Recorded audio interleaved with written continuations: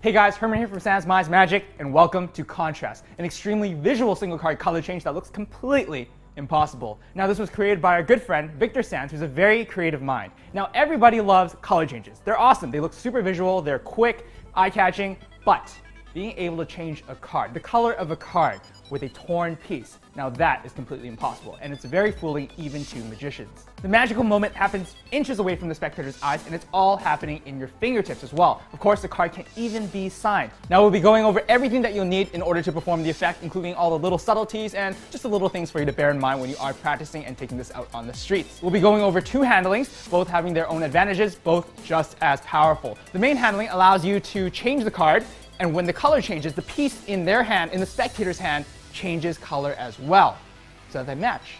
Now this creates a moment of mystery that completely stuns the audience. The other handling allows you to leave them with an impossible souvenir. When the card changes, the piece in their hand stays the same color, but the piece matches with the changed card, leaving them with something that's completely impossible, hard to explain, but it lets them remember the impossible experience and talk about it with their friends and family, and of course remember you. So guys, really excited to go over all the little things that, in order to have you guys perform this extremely visual effect. So, let's get into Contrast.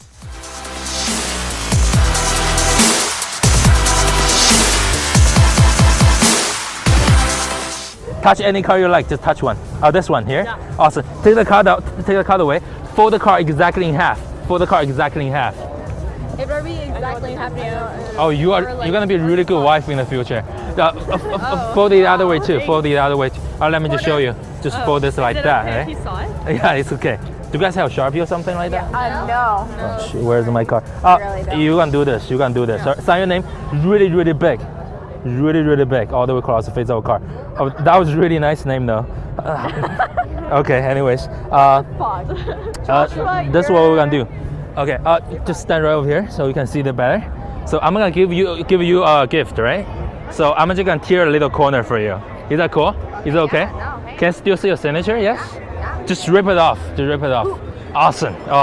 Okay, check this out. Can I have this piece back? Yeah. Thank you. There's only one piece, right? Yeah. Okay, check this out. Right, check this out.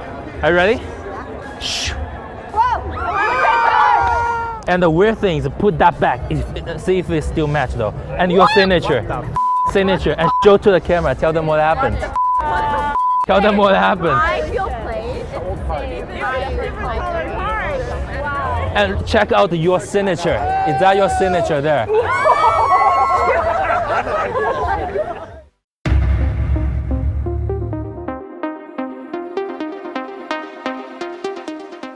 Alright guys, welcome to the secret section where we're going to talk about what you received and just do a very brief walkthrough in terms of the basic routine. First things first, this is what you receive. This is what you get with the DVD. Small, this little guy does all the work. Actually, there's a little bit more to that, but this is the tool that's going to be aiding in doing the change. So, it's small, it's compact, it's folded right now. However, if I were to unfold this, so like that, and then like that, as you can see, looks like 3/4 of a card. Right now it looks like a blue card, but with a bit of a flick, it looks like the card changes red. So that's just a brief look in terms of the execution of the color change. However, let's go over a very brief walkthrough of the entire routine. How do we exactly swap the cards so that they're handed a red card? And how does the signed card come into play? Let's go over that. So first we have this card. So this is the card that the spectator is going to choose. We're going to be forcing that, and that's on top. We have the gimmick on the bottom on top of a duplicate card, 5 of diamonds, that's red back. And then we have some face-up cards to aid in doing the switch. So when you're ready to perform the effect, you just force the 5 of diamonds on top, which is right over here. Get the spectator to fold it in the quarters. Fold it in half first. Try and get it a clean fold. And the spectator is going to be folding this. You can even help them if they're having a bit of trouble. But once they've folded this in half and in half again, you ask them if they have a Sharpie, use some sort of misdirection in your presentation, and you do a switch like that. So now, of course, we'll be going over the details later, but we're working with the gimmick now. The gimmick on top of the duplicate card. This is when they sign the card, so this would be a signed card at this point. The deck is out of sight, out of mind, so no one cares about that anymore. And then this is when you tear that piece off. So just very quickly, let's say again up here, like that. So they keep this, you're not revealing this, but they're holding it, so it seems like they're just holding the rest of that card. That's blue. So we've planted the idea that we're working with a blue card because we're using a blue deck. They can see that this card is still blue even when you were, right before you were tearing the card, and now you can show them again that it's a blue card. So at this point, you're ready to do the change. Bam! So at this point, you can turn the card over and show that it's still their signed card.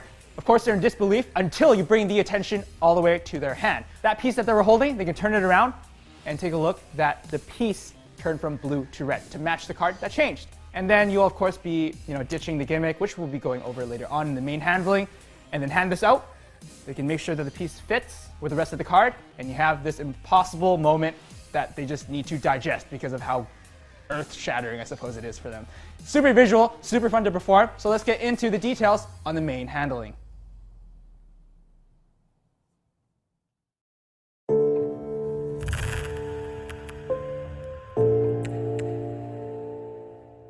So guys, let's get into the main handling in which the piece in the spectator's hand changes to the color that matches the rest of the card. So you'll first need a red card, 4 diamonds in this case, and of course your gimmick. Now we'll also be needing some double stick tape, so we have Scotch double stick tape here. But first you want to unfold the gimmick like that, so that the single piece is pointing downward when you're holding and doing the change, like that. Now where you're going to be placing the tape is right behind this single flap over here. So you'll be placing it on the red portion over here. So once it's over here like that and exposed, you can peel a small piece of double stick tape like that and just place it on top like that. And of course you don't want it to be too sticky, so you can just run your finger across it and just, unstick that double stickiness so the adhesive is not as strong. Of course you can place the double stick tape away at this point and you have some double stick tape behind that piece. So once your double stick tape is on, right here, you place that aside. And the next thing that you'll need is that red card that you have.